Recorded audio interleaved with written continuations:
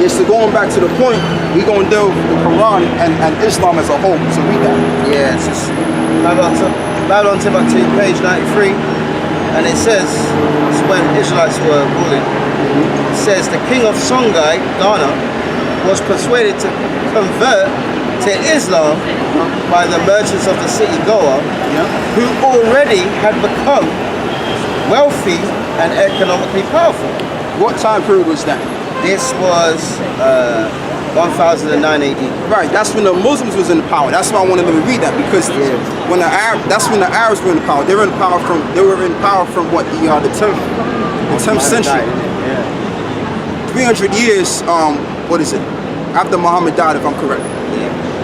So that's when you had the Arabic Empire around that time period, and they started enslaving certain nations amongst Ham and other people, even some ones of our people that were in certain lands, and that's how they became Muslims today. Okay, go on. Much of Ghana's trade was maintained with the Muslims of the north. Right. The North Africans, which is like Algeria and them places. Yeah. The North Africans were ardent Mohammedans in their day, and economics and religion were co-partners. Right, and religion was co-partners. Wow. Okay, so that's what they were doing. Because see, when you conquer a nation, what are you gonna do? You're gonna pretty much conquer them and take their old ways from them, like they did to us in slavery. All right, the so-called white man, he beat Hebrew out of us, right? And he slapped Christianity upon us. So it's the same thing with the Arabs. When they went to conquer certain nations that they went to conquer during their rule, what did? They did away with the old fashions of the nations and put their own fashion to it. And that's what the word, and like the brother, the elder in the other camp was even saying, we look up the word rule. The word rule means to be likened unto. So when the Mohammedans were in power, okay, everybody became likened unto them. Go on. Scott Peterson, Deuteronomy 28, verse 64. And the Lord shall scatter thee among all people, from the one end of the earth even to the other, and there thou shalt serve other gods, which neither thou nor thy fathers have known, even wood and stone. Even wood and stone, the compass stone. Okay, because when you dive into the Muslim Empire, what they were doing was they were also enslaving our people too. Okay, you had a group of so-called Negroes, Israelites, that were enslaved. The Kaaba stone, they were worshipping over 300 different idols, 360 different gods. Their main god was, there was 3 gods that they were worshipping. Allah, and then Al-Hazar, Al-Halat, something like that. Okay. And so the word Allah, that's a Hebrew word, which just means God.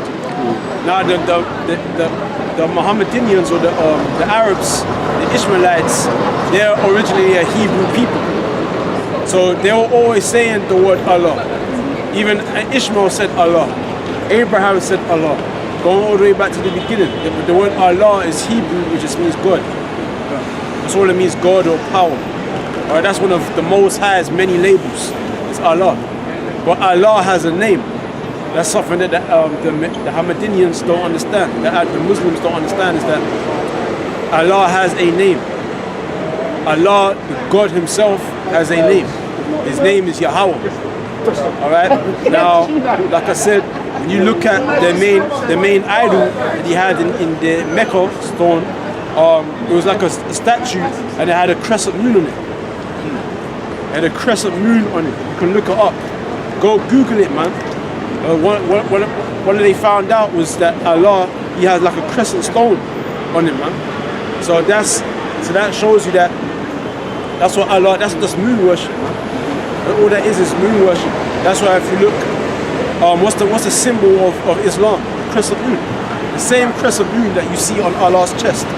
That idol. Now I want to get it says Deuteronomy chapter 4 verse 19. So it says, in fact, let me start from verse 15.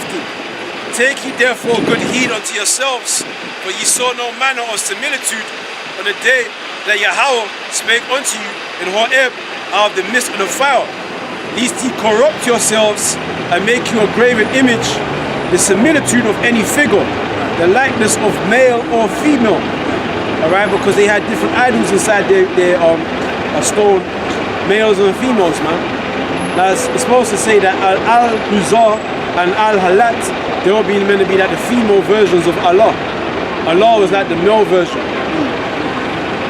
And it says, the likeness of any beast that is on the earth, the likeness of any winged fowl that flieth in the air, the likeness of any thing that creepeth on the ground, the likeness of any fish that's in the waters beneath the earth. So Dagon was going off. Dagon was in the form of a fish. When you go to the Roman Catholic Church, they wear them hats, right. And that hat is like in the form of the mouth of a fish, right. Which goes back to once again Hamite Philistine type paganism, because that was the god of Dagon. Deuteronomy chapter 4 start from verse 15 and finish at 19. Okay. So what was I saying? The likeness of any beast that's on earth, the likeness of any winged fowl that flieth in the air. So the tribes was going off, the northern kingdom, they were going off because they were worshipping the eagle, they were worshipping the wolf, they were worshipping different types of animals, and that's why the Mosai sent Esau over to them to fuck them up. Yeah. Alright? That's why you see Esau in power in that land today. So it says, the likeness of anything that creepeth on the ground, the likeness of any fish that is in the waters beneath the earth. Okay? At least thou lift up thine eyes unto heaven, and when thou seest the sun and the moon and the stars, even all the host of heaven, shouldest be driven to worship them and serve them, which Yahweh thy God hath divided unto all nations under the whole heaven. So basically it says, and when thou seest the sun, alright? And all people are always driven to worship the sun. The Egyptians, okay, going all the way back to ancient Babylonian worship, man. It's like you have a god, an Egyptian god called Amun-Ra, which means the sun god, because that's what they were worshiping at the time. And then you got those black conscious guys in Harlem. Yeah. I mean, I don't know what's going on with them as of lately right now. But them dudes, that's what they teach. Okay, it's like you had one bugged out Negro. He didn't know what was going on and where he was at, looks to me, when he came up there. And he was even saying about, you gotta worship the sun because out of the sun comes life. Plants grow from the sun, etc. So you got certain guys, they under that philosophy of the ancient Egyptians. Okay, but the point of the matter, what the brother was reading, was not to set up a god or to worship a god, or to worship an actual thing that the Most High created, whether it was the moon or the sun or anything beneath. And that's a part of the law. That's right. Okay, because the sun, worshiping the sun, that's in the Bible. I mean, that all goes back to Semiramis and Tammuz. Right. And it's this guy Nimrod, because Semiramis was a lying hoe, man. She slept with her son Nimrod, and then they produced Tammuz. And when Nimrod got killed, she said that Nimrod's spirit was in the sun. His spirit was in the sun. And then she said that the sun rays came down and miraculously she became pregnant. Alright? So she tried to say that, the spirit of Nimrod is in the sun. And that's where the whole worshipping of the sun came about. Alright? That's why you had something called the Tower of Babel. The Tower of Babel was them reaching a tower up into the heavens so they could worship the host of heaven. Right? Okay? And really defiance against the Yahweh. And really when you go deeper, because where did the Babylonians get that concept? It goes back to ancient Egypt. Alright? Because the ancient Egyptians, they had a god similar to what the Babylonians, were worshiping. So what you had was you had nations that would take on other gods of the ancient Hamites that at one time and cultivate it into a new doctrine. Right, right. So the ancient Babylonians, they came up with that worshiping the sun, and then the Egyptians, they came up with their version, which was Amun-Ra. Right. All right. And then over time, as the centuries went on, different other nations formulated. It all stemmed from Semiramis. All these paganistic religions all start with ancient Babylonian worship, man. But you know, though, brother, you gotta understand, because ancient Egypt came before Babylon. So the Tower of Babel. Oh, the Tower of Babel. Tower of Right. Babel. Tower of Okay. Babel. Yeah. Tower of Babel, and then ancient Egypt, and then obviously ancient Babylon ruled by the Kushite that came later on down the line. All right. Because when you read, you know, when you read what is it, the book of Daniel 7, right, and it speaks about the Babylonian Empire, or the first empire, where it says that the where it had the wings on it, right? That was the Assyrian Empire, and then when you read, a matter of fact, go into it, just real quick. Yeah, and I don't want to give it back to you.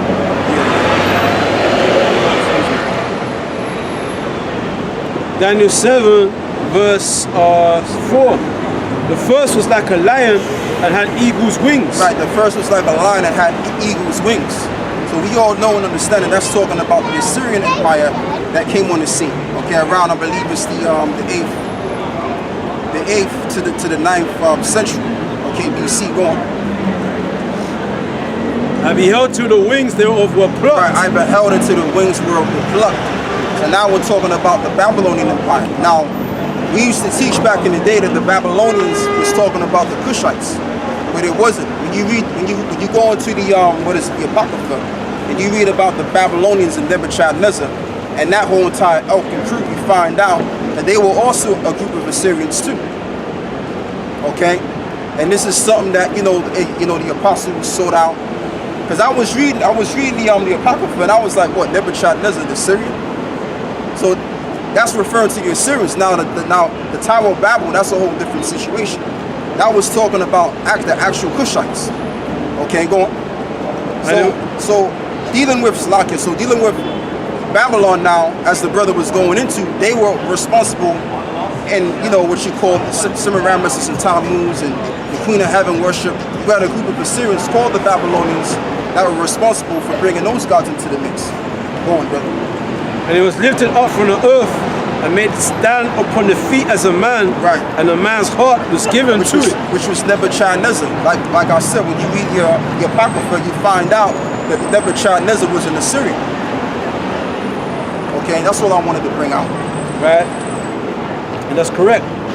Because you have to understand all these world religions, a lot of them, they feature mother, son, and father concepts, man. And if you can Google it, man, there's a lot of world religions that have that concept within their religion. They have like the mother-son worship. There's one in India, there's another one in China, all right? Okay? There's obviously the one in Italy. What's that one, man? What's her name? That picture, what's her name? Mother Teresa. Mother Teresa. Okay. There's obviously Jesus Christ and the child. All right. Yep. There's a lot with that, man. There's a lot of religions that incorporate that same notion of mother and son, man. Because that all goes back to ancient Babylon. Right. All right. That was at the beginning of idols, man. That was at the beginning of idolatry, fornication. And that's when that major demon came in, man. Yep. You have to understand that major demon. I mean, shit, man, that was a big thing. So it says, and if I may cut in, brother, real quick, because being that the brother spoke about Mary, once again we have to go back to the Roman Catholic institution. That's the Roman Catholics' belief system is that we have to acknowledge the mother of Mary. Why? Because the Son of God came through the womb of Mary. All right, so we have to acknowledge Mary rather than the Savior himself. And also on top of that, this is why the Christians, they believe in the virgin birth, and they also believe in Slakia, and the Muslims believe in the same thing. And that's why when you read in the Quran, there's a book based on Mary. It's called the Book of Mary. All right. So if the Quran ain't a version, if the Quran ain't a Roman Catholic institutionalized doctrine, or was made from a Roman Catholic institution, let me say that one is better. Then why is it that there's a Book of Mary? Why do they value Mary in the Quran? Because the Quran and Christianity, those two philosophies, they're under the same Babylonianistic ways of worship, like the brothers going into. Right, this is Ezekiel chapter 8, verse 12. Then said he unto me, Son of man, hast thou seen what the ancients from the house of Israel do in the dark? Every man in the chambers of his imagery. For they say, Yahweh seeth us not. Yahweh hath forsaken the earth. He said also unto me, Turn thee yet again, and thou shalt see greater abominations that they do. Then he brought me to the door of the gate of Yahweh's house, which is toward the north. And behold, there sat women weeping for Tammuz. Right. Right? So this is talking about 594 BC. All right, during the time, the reign of the ancient Cushites, the ancient Babylonians, they were worshiping Tammuz, which was said to be the son of Semiramis, okay, or the reincarnation of Nimrod. All right, the reincarnation of Nimrod. Now Tammuz, we don't even have it. We don't have the picture of the Virgin Mary and the Son. Okay, but that Tammuz is said to be Jesus Christ. Okay, according to Roman Catholic doctrine. According to Roman Catholic doctrine, baby Jesus is actually Tammuz, man. And the Virgin Mary that you see in that picture, that's Semiramis. That's the modern day image of Semiramis, man. Yeah. Alright? Or the Edomite version of Semiramis. Yeah.